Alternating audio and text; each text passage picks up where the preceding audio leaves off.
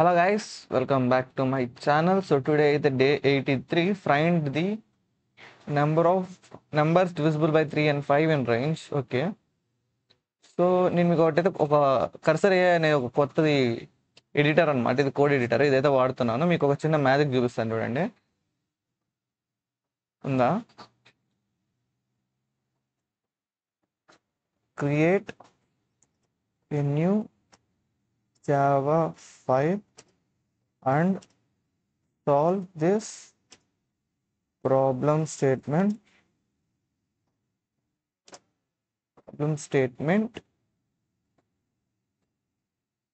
name the file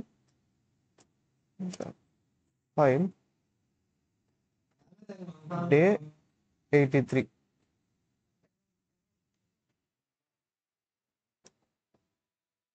so మనం కానీ ఇప్పుడు ఇచ్చామంటే చూడండి అది ఏం చేస్తుందో.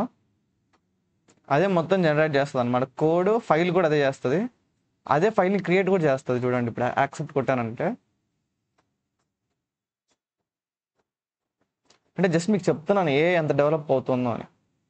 ఇక్కడ మనం చూసారంటే ఇదిగోండి డే 83 అనే ఫైల్ క్రియేట్ అయింది. అదే కోడ్ మొత్తం రాసేస్తుంది. చూడండి కోడ్ మొత్తం అదే రాసింది. రన్ చేస్తాను. So enter starting number. Okay, 1 నుంచి మొదలు పెడదాం. 1 నుంచి 50 వరకు. See, the sum of numbers divisible by both 3 and 5 in range 1 to 50 is 90. So మనం ఇచ్చిన క్వశ్చన్ ఏంటి? Find the sum of numbers divisible by 3 and 5 in range. See, it's work. So ఇలా అనమాట. లైక్ మీకు ఏం చెప్పాలనుకుంటున్నాను అంటే ఏ అనేది చాలా పవర్ఫుల్ అయింది. నేను ఇది దీనికే కాదు పెద్ద పెద్ద ప్రాజెక్ట్స్కి కూడా యూస్ చేస్తున్నాను. చాలా బాగుంది ఇదైతే. సో దీని మీద ఒక వీడియో చేస్తాను ఖచ్చితంగా, కర్సర్ ఏఐ అని. సో మీకు దీని యూజెస్ తెలుస్తాయి అన్నమాట. ఓకే, సో మన ఇది కోడ్ తీసేద్దాం. మన కోడ్ రాద్దాం మళ్ళీ. ఇక్కడ డే 83 ఇది ఎట్లా ఇదివరకు కామనే కాబట్టి ఇది తీసేద్దాం. యాక్చువల్గా ఇది స్కానర్ని క్లోజ్ కూడా చేసింది. మనం యాక్చువల్గా క్లోజ్ చేయము రిసోర్స్ని, బట్ అది క్లోజ్ కూడా చేసింది. సో ఇంట్ స్టార్ట్ ఎక్కడి నుంచి స్టార్ట్ అవుతుంది ఇలా నొక్కారంటే అది క్లోజ్ అయిపోతుంది. ఏ అనేది ఈక్వల్ టు స్కానర్. అది కన్వెన్షన్ కూడా చూసారా? మన ఎస్సీని పెడితే ఇది మాత్రం స్కానర్ అని మొత్తం వాడుతుంది. మనం ఎస్సీ అనే వాడుకుందాం, మనకు అలవాటు కదా. ఎస్సీ అంటే స్కానర్. ఎస్సీ డాట్ నెక్స్ట్ ఇంట్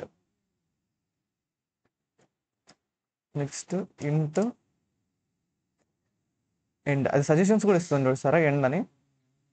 ఇలా మీరు ఏమంటారు, ఫస్ట్ స్టార్ట్ని ఎండ్ని రీడ్ చేసాము. నెక్స్ట్ ఒక ఇంటీజర్ని డిక్లేర్ చేస్తాం. Into sum equal to 0.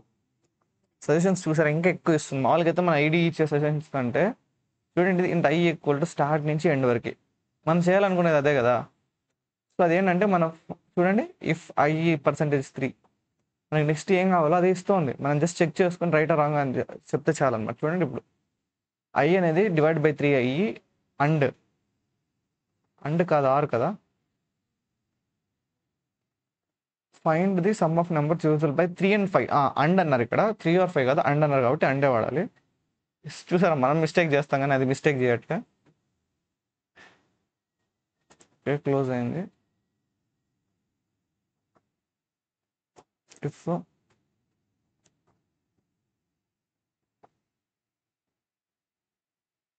అంటే మీకు ఇనిషియల్ కోడర్స్కి చాలా హెల్ప్ అవుతుంది అంటున్నా.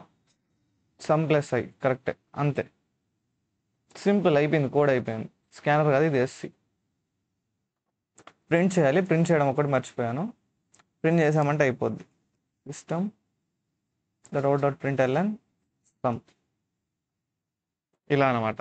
సో స్టార్ట్ ఎండ్ని రీడ్ చేసాం, సమ్ 0 చేసాం, స్టార్ట్ నుంచి ఎండ్ వరకు. సో ఇలా అయితే ఏమవుతుంది అంటే మనం రాసే చిన్న చిన్న కోడ్లు ఉంటాయి కదా, వాటిని స్పీడ్ అవుతుంది. ఇదే అనమాట ఏఐ చేసే హెల్ప్. అంటే ఎవరైతే ఏఐని యూజ్ చేయరో వాళ్ళు ఏంటంటే ఇదంతా మాన్యువల్గా రాశారంటే చాలా టైం పడుతుంది. ఇప్పుడు చూసారంటే కొంచెం ఫాస్ట్ అయిపోయింది కదా. అదనమాట. రన్ చేస్తాము.